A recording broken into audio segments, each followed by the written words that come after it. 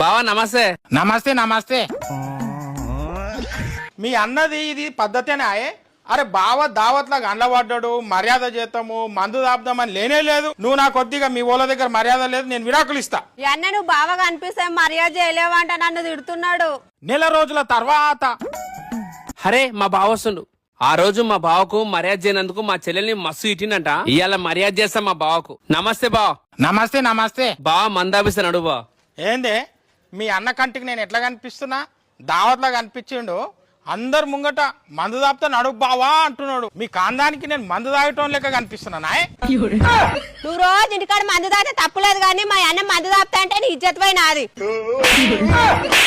మా అన్న నువ్వు బదలం చేసినందుకు శిక్ష ఏందో తెలుసా? నాకు నువ్వు చీరలు తీసుకురాపో. అది తెస్తేనే గిడ చీరలు బయట మార్కెట్ కంటే 60% డిస్కౌంట్లు ఇస్తున్నారు.